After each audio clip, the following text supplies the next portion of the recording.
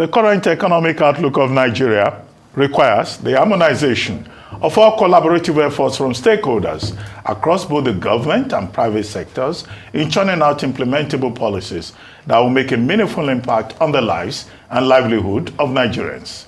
As research has shown, consumers prefer cash rewards as a better incentive for patronage. This has the potential to boost consumer spending and demand, which will trigger economic growth. Joining us now on the morning show is Muktar Muhammed, Chief Executive Officer, Financing with Muktar.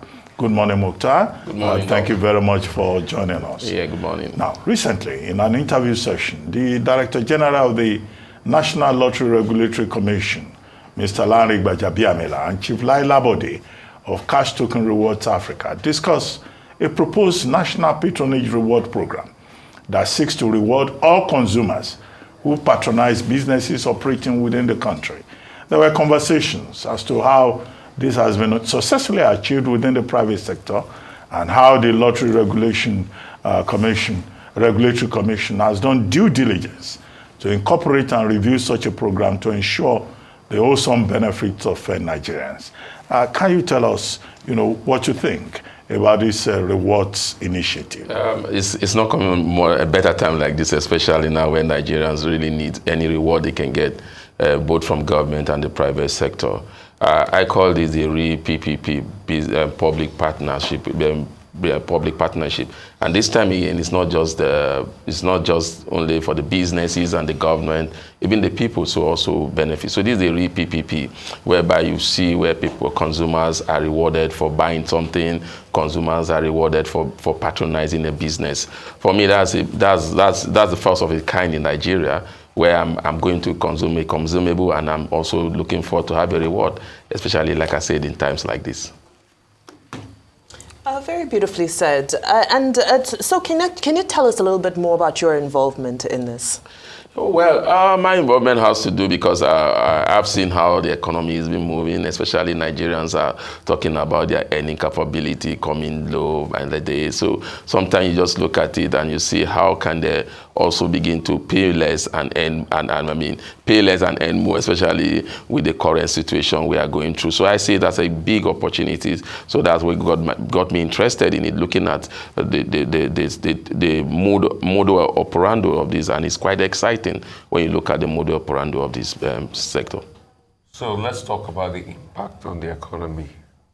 Can you break down microanalysis of how this will impact the economy and how this will put money in the hands of people? Yeah, Rufai, when you look at the economy, Nigeria is a consumer-driven economy. What ticks our economics is because of the number of our people and what we consume. That's why the Chinese will always want to come to Nigeria. That's why the Europeans will always want to come to Nigeria, because they know any product that they bring into this country is going to do well. Now, what happened is that you are now seeing businesses will grow, especially Nigerian businesses, and not just growing, then the consumers also are able to gain something from the business. You buy something, you have a reward system, so the next time you are coming in, you are buying less. And also it's impacting business, especially small business, the informal sector, because this is not a business that just meant for the bigger corporation like what we have, the bigger Nigerian companies, but also trickle down to the smaller business. And also in the area of creating employment also, you see that template there, because it's just like a national lottery. You say national lottery, but this time you can say a business lottery that everybody, whenever you patronize, you enjoy something from it. As a financial expert, do you see this public-private partnership contributing to government's efforts at reducing excessive inflation, which seems to be eroding the purchasing powers of Nigerians at this moment? And how? In what way? Okay, now let's look at it this way. I went through the template and I saw this, what they have been able to do thus far. We're looking at a business of about 5.2 trillion. In terms of that's added to the economy. You know what that would do for the economy, especially when you remember that the last administration said they printed about 10-point-something trillion, and those money were not even put into the productive sector. So you look at 5.2 trillion in the productive sector, you see what that would do for businesses, especially the government, and also for Nigerians. Now the consumer side is the reward that you get again for being part of that people that's growing the economy. And for me, this is the real economic growth that we have, a tripartite economic growth whereby both the businesses, both the consumer, and also the government are benefiting from it. Or 5.2 trillion, I mean, is huge. And then when you look at smaller business, what they tend to gain also in terms of a reward system and then customer loyalty, or all this add together is going to cause like a snowball effect, especially when you look at the informal sector as one sector in the Nigerian economy where we've not been able to capture or give them some little benefit to be able to come into the tax net. So by doing this now, you're bringing more Nigeria into the tax net, because Nigerians will always want to see what is there for us. So when you know there's a reward system to whatever you consume, then you want to be part of it. Now, as a strategy for wealth redistribution, is this sustainable?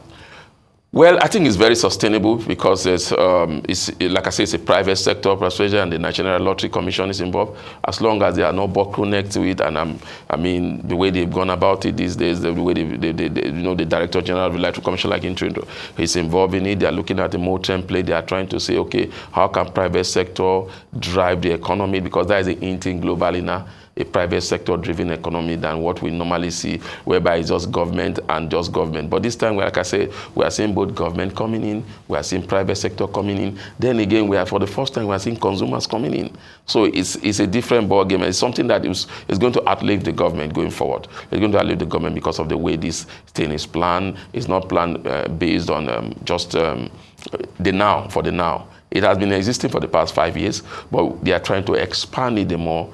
And they are using, especially with the challenges that we are going just this morning, the CBN, Central Bank was saying that most of the inflationary pressure problem that we have in Nigeria is not really caused by monetary policy, but by fiscal side. And I think the fiscal side are beginning, if they key into this project, more or less that the fiscal side intervening in the economy, creating a buffer also for economic growth.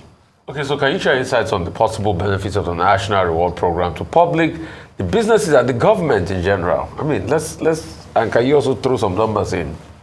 Yeah, like for the numbers for businesses, like I said, they have about 1.something trillion in tax rebates that we're going to give for them. You rarely see Nigerian business saying that we have tax rebate.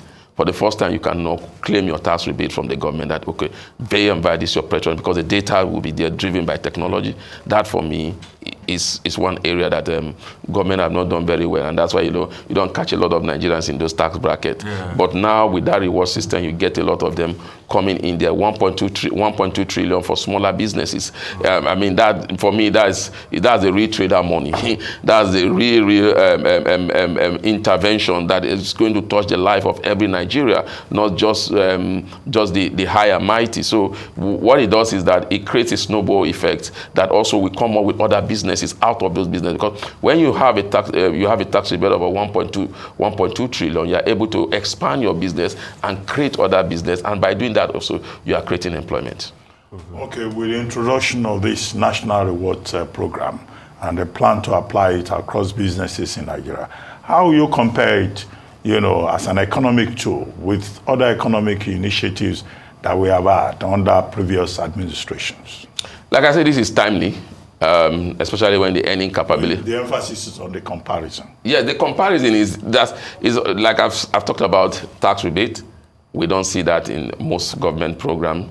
Then the effect again on businesses. If you want to go to the government, you remember the previous government was talking about RX 200 through the CBN intervention, which was not supposed to be. But at the end of the day, news coming out was there was really no interventions. But these, for the past 5 years, the data are there for you to see what they've been able to achieve with just 200 businesses. So we are talking about getting more businesses in there. Then that's the difference again. And again, the reward system for consumers. The previous administration, I don't see any reward system for consumers. What we've always seen is tax.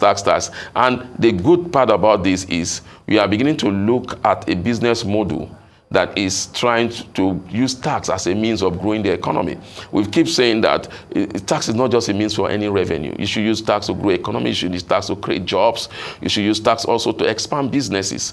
And that is what we are seeing with this current model and porando. And the reward is for everybody. It's not just the government any more revenue and the people say, look, government is making more of what are we getting from government? No. For every purchase, you have a reward system of 6 naira. That means the next time you are purchasing less 6 naira. So that's just the difference between it and other products.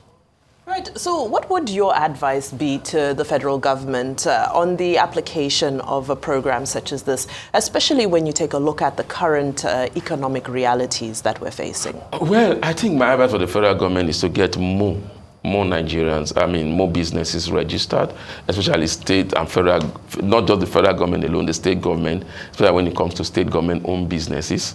They should be involved, especially those that are involved in revenue generation. So you get them involved where people are being rewarded for paying tax. There's no reason why we don't have most of the major government tax agencies coming in here and beginning to get more people into those space, especially when this program is partnered with the Ministry of Finance. So you begin to see some of these leakages in terms of revenue. Also, government will be able to cover it. And again, if government can come out with a legislation that if you are just 200 businesses, they are making about 5.2 trillion. We have over 200 businesses in Nigeria, and the major corporations have not even keyed into it yet.